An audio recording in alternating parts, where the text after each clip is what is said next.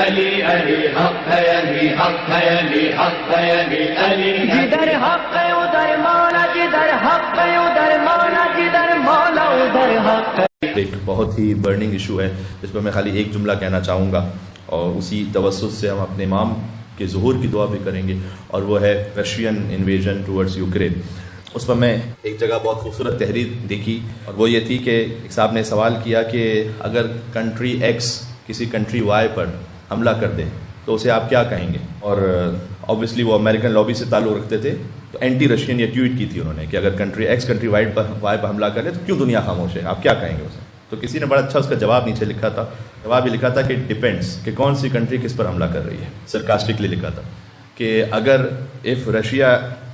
is attacking Ukraine, it's called invasion. If US is attacking Afghanistan and Iraq, it's called liberation. تو اس وقت Russia is ruthless اور امریکہ is even more ruthless۔ حضرت آیت اللہ امام Khomeini نے کہا تھا دونوں شیطان ہیں، ایک شیطان بزرگ ہے اور دوسرا بھی شیطان ہے، یہ بھی شیطان۔ بہرحال کہنے کا مقصد ہے کہ جب کہیں جنگ ہوتی ہے تو ان شیطانوں کے درمیان جو کیجولٹیز ہوتی ہیں وہ انوسنٹ پیپل ہیں جو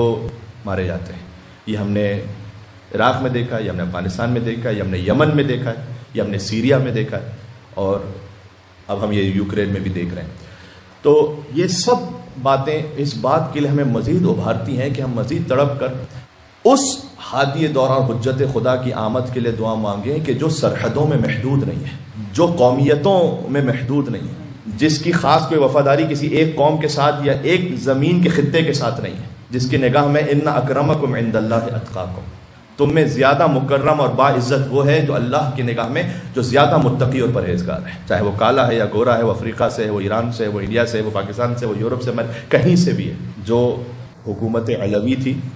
کوفہ میں، اسی کی شبیہ ہوگی اور اسی کی وسعت ہوگی حکومت مہدوی کی پوری دنیا میں، جہاں سلمان کے لیے کہا جائے سلمان و منا اہل البیت، سلمان و اہل بیت میں سے، جہاں بلال حبشی کو جو سیاہ رنگ کے ہوں لیکن انہیں اذان کی ڈیوٹی دی جائے، اس لیے کہ ان میں سب سے زیادہ خلوص ہے اور ان میں سب سے زیادہ تقوی ہے اذان دینے کے لیے۔ یہ میں آپ کو بتلا رہا ہوں، اس وقت آسان منزل نہیں، آج ہم سن لینا آسان ہے، بیکاز کہ بلال آپ جانتے ہیں کہ شین نہیں کہہ سکتے تھے، وہ سین کہتے تھے، تو لسپ تھا ان کی زبان پہ، تو اگر وہ شین نہ کہہ سکے سین کہیں تو عرب تو اپنی زبان ہی پر مغرور تھے اور دوسروں کو عجم کہتے تھے کہ اسے تو بولنا نہیں آتا، انہیں تو اگر کوئی غلط عربی کہے تو تن بدن میں آگ لگ جاتی تھی ان کی، اور وہاں پر کوئی اشہد ان لا الہ الا اللہ اور حضور کہیں کہ سین و بلال شین و عند اللہ، بلال کی زبان سے نکلا ہوا سین جب اللہ کے پاس پہنچتا ہے تو شین بن جاتا ہے، اس لیے کہ تقویٰ زیادہ ہے۔ اللہ سبحانہ و تعالی ہمیں اس حکومت مہدوی سے قریب کرے اور ہمیں اپنے آپ میں پہلے وہ نافذ کرنے کی توفیق عطا فرمائے کہ ہم تقویٰ کو مقدم رکھیں، ہم علم کو مقدم رکھیں۔ هل يستوي الذين يعلمون والذين لا يعلمون، اللہ تعالیٰ نے قرآن میں کہا۔ تو یہ کچھ معیار ہے جو اللہ نے قرآن میں دیے، علم معیار ہے، تقویٰ معیار ہے، اخلاق معیار ہے، جہاد فی سبیل اللہ معیار ہے، یہ وہ معیار ہے جو اللہ تعالیٰ نے قرآن میں دیے، کاش انہیں مقدم رکھیں کسی کی عزت اور احترام میں، جیسے امام زمان علیہ السلام فرمائیں گے۔ بسم اللہ الرحمن الرحیم، قل هو اللہ احد اللہ الصمد لم یلد ولم یولد ولم یکن له کفوا احد۔ صلوات اللہم صل علی محمد۔